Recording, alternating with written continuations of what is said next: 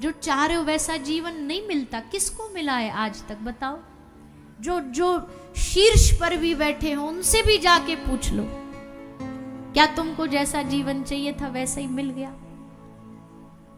अकेले में होगा तो रो देगा, नहीं, हमें जो चाहिए वो ना मिला। जैसा चाहिए था, जितना चाहिए था, जैसा जीवन जीना चाहते थे वैसा नहीं मिला। इसलिए भैया जो है ना वो सब भगवान की कृपा ही है। जो मिला है सब भगवान की कृपा है। जैसा जो दिया भगवान ने सब उनकी इच्छा से। कुछ बुरा भी दिया तो शायद इसलिए दिया होगा कि थोड़ा जमीन पर टिका रहे। सब मिल जाता तो इंसान को उड़ने में क्या देर लगती है, जमीन से जुड़ा रहे, इसलिए भगवान ने कुछ कुछ ना दिया तो अच्छा ही किया। जैसे रिश्ते चाहिए थे नहीं मिले, अच्छा हुआ। शायद मिल जाते तो भगवान से ही कहते तू कौन, कौन है तू। अब नहीं मिले जैसा चाहते थे तो अब भगवान से प्यार होता है कि प्रभु तू ही है हमारा, तू ही हमारा अपना। इसीलिए भगवान से मांगना सीखिए, हे प्रभु मुझे बता दो। मुक्ति, मुक्ति का मतलब हमारा वो मुक्ति से अर्थ नहीं है, क्योंकि हम भक्ति मार्ग के लोग हैं। और मुक्ति से अर्थ है कि मन में इच्छा तो जागे बंधन से छूटने की, पर ये बंधन से छुटाने का कार्य भी केवल और केवल भगवत कृपा। ये सारी दुनिया भगवत कृपा से ही चलती है। इस भरोसे में जियो कि जिस दिन वो रीझ गया, जिस दिन उसने कृपा करी, ये बंधन छूटने में एक क्षण नहीं लगेगा। तो वही मांगो उससे, उनकी कृपा मांगो। कैसे कैसे जीव गर्भ में 9 महीना झेलता है। कपिल भगवान ने समझाया, माँ बड़ा गर्भ में कष्ट झेलता है, गर्भ से बाहर आता है, बाहर कौन से कष्ट कम हो जाते हैं। गर्भ में जितने झेले उससे ज्यादा कष्ट अब आओ, भगवान कहते हैं आओ मेरी दुनिया में स्वागत है तुम्हारा। अब यहां दुखों के थपेड़े झेलो। बचपन में थोड़ा बहुत जीवन होता है जिसमें मौज मस्ती, क्योंकि समझ नहीं होती उस समय क्या दुख क्या कष्ट। गिर गए तो हंस लेंगे, उठ गए फिर चल देंगे। किसी ने सच कहा कि जवानी में जाकर के पता चला कि भैया बस्ते का बोझ तो बड़ा हल्का था। जिंदगी जो बोझ देती है उसके सामने बस्ते का बोझ तो बड़ा हल्का था, जो बोझ कभी बड़ा भारी लगा करता था। पता नहीं बचपन की वो अमीरी कहां चली गई, पता नहीं बचपन की वो अमीरी कहां चली गई, जब हमारे भी कभी पानी में जहाज चला करते थे। क्या अमीरी से जीते थे, पानी में कागज का जहाज बनाया और बस।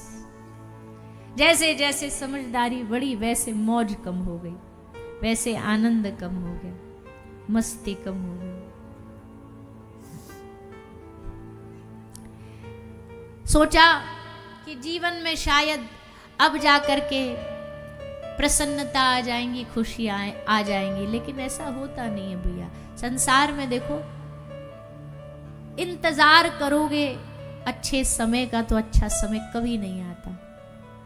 अच्छा समय बस इतना है कि अभी जो है अच्छा समय है। कैसे?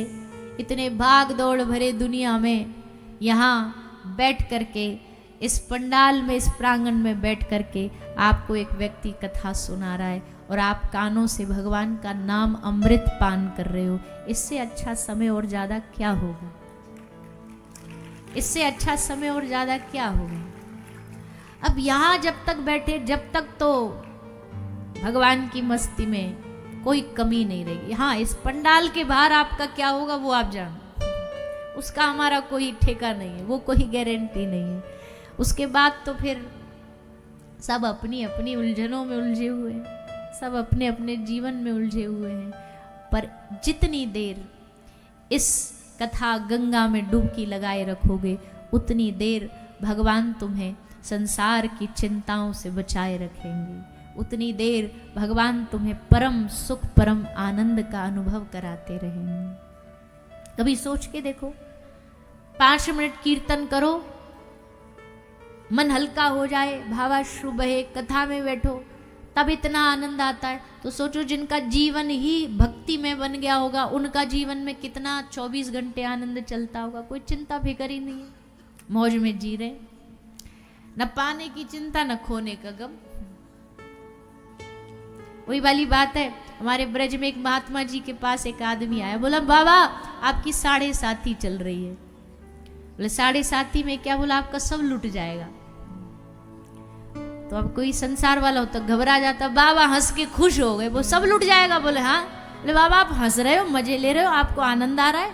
बोले हाँ सब लुट जाएगा, बढ़िया है। एक लंगोटी तो है हमारे पास संग्रह के नाम पे, वो भी लुट जाए तो और ज्यादा बढ़िया। क्या है हमारे पास? सब तो लुटाए बैठे, अब क्या लूटेगी 7.5 हमसे। ब्रज की तो मौज भी अलग है ना, ब्रज का तो साधु सही ठाटी अलग है, ब्रज का संतों का रस ही अलग है। अभी हमने बताया ना 7 दिन ब्रज में कथा थी, तो हमने भागवत तो बस स्पर्श मात्र करी, बस ब्रज रस की चर्चा हुई, ब्रज के महात्माओं की, ब्रज क्या है, इस रस में भूमि का क्या तत्व होता है। तो ब्रज की भूमि जो है वो रस में बना देती है, मस्त बना देती है। तो जी जहाँ रहो प्रभु की कृपा के साये में रहो, बस इतनी प्रार्थना है।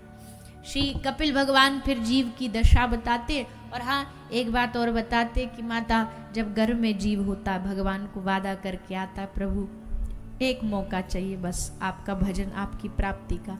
भगवान दे भी देते पर उस मौके को चूक जाता है। चूकिए नहीं, उस मौके का लाभ उठाइए। कपिल भगवान अपनी माता को उपदेश दे करके चले जाते हैं। देहूती माता का चरित्र सुनाया, दक्ष प्रजापति की कथा सुनाई, जिसके घर माता सती का प्रागट्य हुआ। महादेव की कथा आई, महादेव तो महादेव है, महादेव जैसा कौन भोला भंडारी होगा। खूब गाली दी दक्ष ने, चुपचाप बैठे बैठे सुनते रहे। ले भैया तेरा तुझको अर्पण क्या लागे मेरा। अब देखो कोई आदमी किसी को पीठ पीछे खूब बुरा बोलता है, ठीक है, पर जो सामने वाला वो ले ही नहीं रहा उसकी गालियों को, तो वो गालियां किसके पास जाएंगी। अब मान लो हमारे हाथ में लड्डू है, हम आपको दे रहे हैं, आप लड्डू ले नहीं रहे, तो लड्डू किसके पास गया?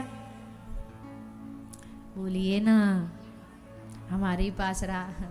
अब कोई हमें गाली दे रहा है पीठ पीछे, हमारे लिए बुरा भरा बोल रहा है, सामने वाला कह रहा हम नहीं ले रहे, आई डोंट केयर, तू रख अपनी गाली अपने पास, तो वो गाली उसी के पास है। तो मतलब वो खुद ही को दे रहा है, किसी और को थोड़ी दे रहा। देते रहो, क्या कर लोगे, किसी का क्या ही बिगाड़ लोगे आप, कुछ नहीं बिगाड़ सकते। इसलिए खूब गाली दी, महादेव हंसते रहे, मुस्कुराते रहे, चले भी गए, पर पेट इसका भरा नहीं। इतनी गाली दे के भी पेट नहीं भरा। बोला हम तो कुछ लंबाई करके छोड़ेंगे, अपमान करेंगे। तो एक यज्ञ किया, उसमें सबको बुलाया, महादेव को नहीं बुलाया। पार्वती जी जबरस आ गई और आकर के अपमान देखा अपने पति का, तो अपने शरीर का त्याग कर दिया। महादेव पार्वती जी का ये अपमान सहन नहीं कर पाए, उन्होंने विध्वंस किया उनके गणों ने, और अंत में दक्ष पर कृपा करी। तो दक्ष प्रजापति की कथा सुनाई। उसके उपरांत श्री ध्रुव जी का चरित्र आता है, क्योंकि मनु महाराज के पौत्र श्री ध्रुव जी हुए। मनु महाराज के बेटे उत्तानपाद और उत्तानपाद के पुत्र है श्री ध्रुव जी। ध्रुव जी महाराज की कथा सुनाई। बचपन में बालकों के साथ खेलते खेलते कभी किसी साथी बच्चे ने पूछ लिया कि तुम्हारा पिता कौन है। नाम नहीं जानते थे, अपनी माता से पूछा, माँ हमारा पिता कौन है। माँ ने आज तक वो बात छुपा के रखी, कहीं बालक के मन में द्वेष ना आ जाए कोई। पर आज जब जिद पर अड़े तो बता दिया, महाराज उत्तानपाद तुम्हारे पिता हैं। पिता की गोदी में बैठना चाहा, माता ने नीचे, सौतेली माँ ने नीचे उतार दिया। रोते रोते माँ के पास आए, माँ ने समझाते हुए कहा, धन्य है माता सुनीति। माता ने सोचा कि अभी खून गर्म है, एकदम बच्चे के मन में एकदम जोश आया हुआ है। इस बात को या तो इसके पिता के प्रति ईर्ष्या पैदा कर सकती हूँ या भगवान के प्रति प्रेम पैदा कर सकती हूँ, और यही अच्छा मौका है। सुनीति ने कहा, तू पिता की गोदी में बैठना चाहता, अरे छोड़ ना, तू परम पिता की गोदी में बैठ। और वो परम पिता तेरा सा सम्मान तुझे अपनी गोद में बिठाएगा। जा परम पिता को प्राप्त कर। ध्रुव जी चले गए वन में भजन करने।